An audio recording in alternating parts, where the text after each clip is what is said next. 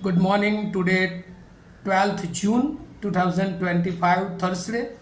Wisdom of word of God morning ડિવોશનમાં આપનો ફરી આવકાર કરવામાં આવે છે. પ્રેમી સલામ પાઠવવામાં આવે છે. ઘણા લાંબા સમય પછી પ્રભુના આ મોર્નિંગ ડિવોશનમાં મળવા માટે પ્રભુએ કૃપા આપી માટે પ્રભુનો આભાર માનીએ છીએ. મારો ખાસ જે ડૉક્ટરેટનો અભ્યાસ ચાલુ થયો છે ને એના કારણે જે વ્યસ્તતા હતી અને એના કારણે શક્ય બની શક્યું નહીં, પણ ફરી એકવાર આજે સવારે આપણે wisdom of word of God morning ડિવોશનમાં મળ્યા છીએ ત્યારે પ્રભુના નામને ધન્યવાદ આપીએ છીએ અને ફરી એકવાર આપ સર્વના પ્રેમને માટે આપનો આભારી છું.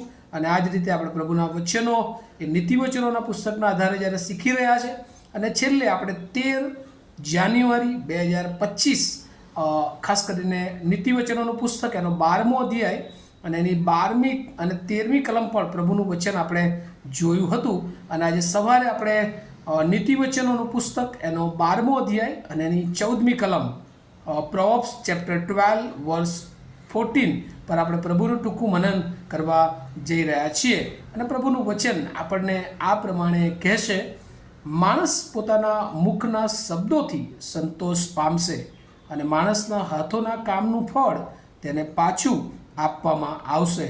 From the fruit of his lips a man is filled with good things, as surely as the work of his hand reward him. અને આ પ્રભુનું વચન જ્યારે આપણે જોઈએ છે ત્યારે આપણને ઘણી બધી બાબતો વિશે એ શીખવે છે. અને આજનું જો આ જે મોર્નિંગ ડિવોશન છે એને આપણે જો ટાઇટલ આપવું હોય તો એ રીતે આપણે કહી શકીએ કે prosperity from the word and works. અને એટલા માટે જે આપણે સમૃદ્ધિ આપણી આત્મિક અને જે ભૌતિક જીવન છે એમાં જો આપણે સુખીપણું જોઈએ છે, આપણે એ ભવ્યતા જોઈએ છે, તો એનો એક જ રસ્તો છે કે આપણા મુખના શબ્દો એ આપણા કંટ્રોલમાં હોવા જોઈએ. બીજા અર્થમાં કે આપણા મુખના શબ્દોમાંથી જાણે કે જ્ઞાન પ્રગટ થતું હોવું જોઈએ. આપણી વાતચીતમાં એ લોકોને જ્ઞાન મળવું જોઈએ. અને જ્ઞાન એટલે અગાઉ આપણે શીખ્યા છીએ કે જ્ઞાન એટલે દેવનું ભય, દેવની ઈચ્છા, દેવની યોજના, દેવના આયોજનો એ આપણા મુખ દ્વારા, આપણા શબ્દો દ્વારા એ બીજાને મળવા જોઈએ.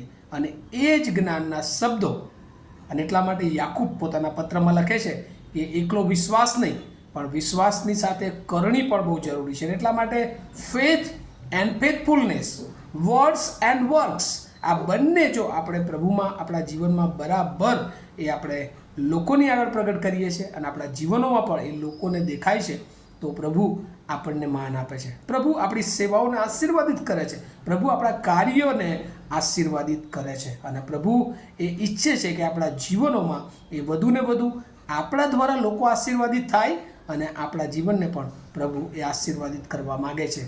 અને આજે સવારે જે ખાસ the first collection of the Solomonic, જે સુલેમાનના જ્ઞાનનું પ્રથમ જે સંગ્રહ છે 10મા અધ્યાયથી લઈને છે 22મા અધ્યાય સુધી, અને એનો આ એક ભાગ છે. અને એટલા માટે જો આપણા હોઠો એ ફળ ઈચ્છે છે તો આપણા હોઠોમાંથી એ જ્ઞાની શબ્દો નીકળવા જોઈએ.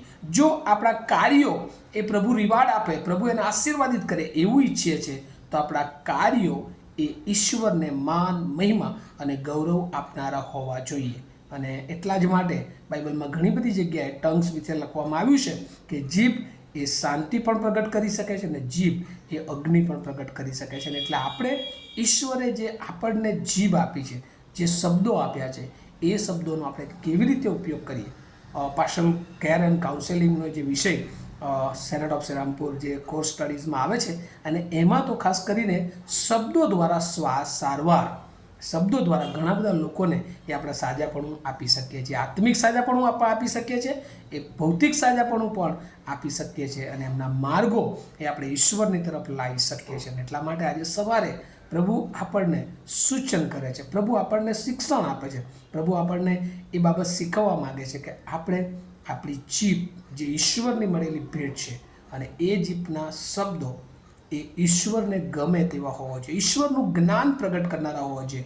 અને આપણા દરેક કાર્યોમાં કેવળ માણસોને જ ખુશ કરવાનું નહીં પણ દેવને ખુશ કરનારા કાર્યો હોવા જોઈએ.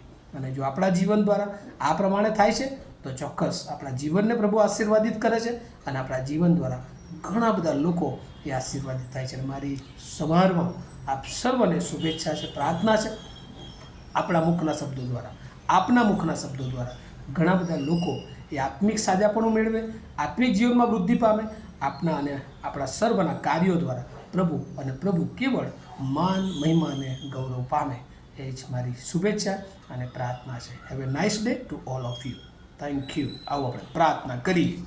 અમારા જીવંત અને દયાળુ ઈશ્વર, અમે બહુ આભાર માનતા તમારી સ્તુતિ કરીએ છીએ. આજનો દિવસ તમે અમને આપ્યો પ્રભુ. તમે અમને શીખવ્યું છે કે અમારા શબ્દો અને અમારા કાર્યો એ તમને માન આપનારા હોય. પ્રભુ, અમારા શબ્દોમાં એ તમારું જ્ઞાન પ્રગટ થતું હોય. પ્રભુ, અમારા કાર્યોમાં કેવળ ને કેવળ તમારી ઈચ્છા પરિપૂર્ણ થતી હોય. અને પ્રભુ, એવું કરવા માટે તમારા આત્માની અમને દોરવણી આપો. આજે સવારે અમારા જીવનો અમે તમારી સમક્ષતામાં મૂકતા અમારી ઈચ્છા નહીં પણ અમારા જીવનોમાં તમારી ઈચ્છા પરિપૂર્ણ થાય એવી પ્રાર્થના અમારા ધન્ય તારનાર પ્રભુ ઈસુના નામમાં માગીએ છીએ. માટે સાંભળો અને તેનો સ્વીકાર કરો. આમેન.